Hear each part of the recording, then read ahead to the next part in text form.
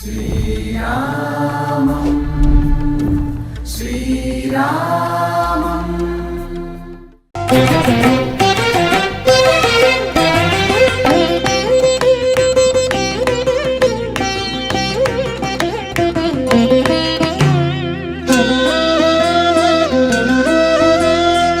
నమస్తే అండి. మనం రామకోటి రాస్తాం కదా, రామకోటి రాసే వాళ్ళు ప్రపంచంలో ఎక్కడి నుంచి రాసినా అయోధ్యకి పంపిస్తారు కదా. అయోధ్యలో వాళ్ళు అవి ఎక్కడ ఉంచుతారు? రామ మందిరంలో ఉంచుతారా, ఎక్కడ ఉంచుతారు అన్నది చాలామందికి క్వశ్చన్లా ఉంటుంది కదా.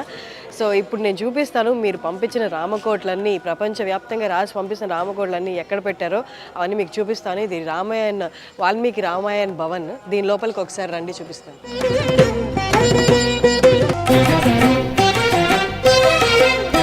మీరు రాసి పంపిన రామకోటి పుస్తకాలు ఇవన్నీ మీరు ఎంత జాగ్రత్తగా, ఎంత భక్తితో రాసి పంపించారో మీరు అందరూ, అదే భక్తితో వీళ్ళు కూడా సురక్షితంగా మీరు రాసి పంపిన రామకోటి పుస్తకాలని ఇక్కడ భద్రపరిచారనమాట.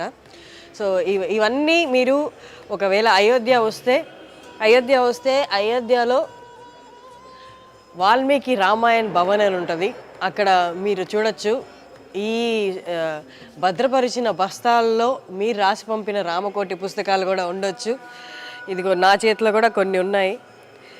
ఇవి ఎవరో రాసి పంపారు. తేదీ 23వ తారీఖు, ప్రారంభం తేదీ 18/4/2023, ముగించిన తారీఖు 23/5/2023.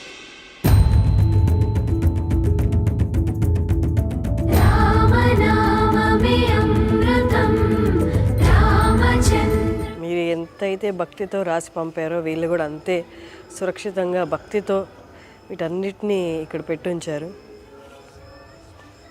నా చేతిలో 3 పుస్తకాలే ఉన్నాయి, కానీ వెనక మీరు చూస్తున్నారు కదా, ఈ బస్తాలన్నిట్లో కూడా రామకోటి రాసిన పుస్తకాలు కోట్లే ఉండొచ్చు నాకు తెలిసి. ఈ బస్తాల్లో రామకోటి పుస్తకాలు 1,000 పైన ఇక్కడ కనిపిస్తున్నాయి మనకి.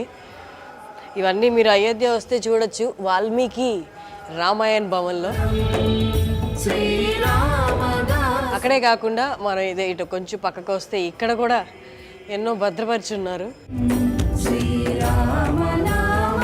అలాగే ఇక్కడ ఈ గోడలు చూస్తే వాల్మీకి రామాయణ భవన్లో ఆ గోడల మీదంతా కూడా మీరు చూడొచ్చు, రామాయణం రాశారనమాట. ఈ పాలరాతి మీద చెక్కించారు. ఈ భవనం మొత్తం ఇలాగే ఉంది. అంటే ఎన్ని సంవత్సరాలు బట్టి ఉంటుందో వీళ్ళందరికీ ఇది రాయడానికి, చెక్కించడానికి. బట్ లైటింగ్ ఇక్కడ సరిగ్గా లేదు, కానీ మీరు కొంచెం క్లోజప్లో చూసినట్టయితే మొత్తం భవనాలన్నీ, ఈ భవన గోడలన్నీ రామాయణంతో నింపేశారనమాట.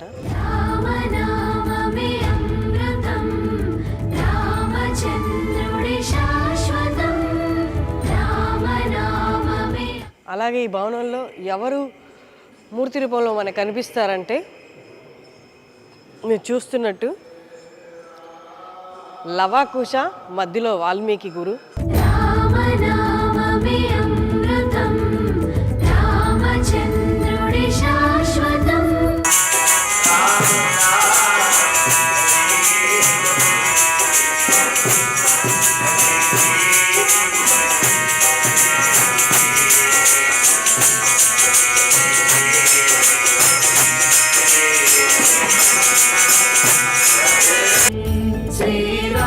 శ్రీరామదాసుకరం రామచిలకస్వరం శ్రీరామదాసుకరం వాల్మీకి లిఖితం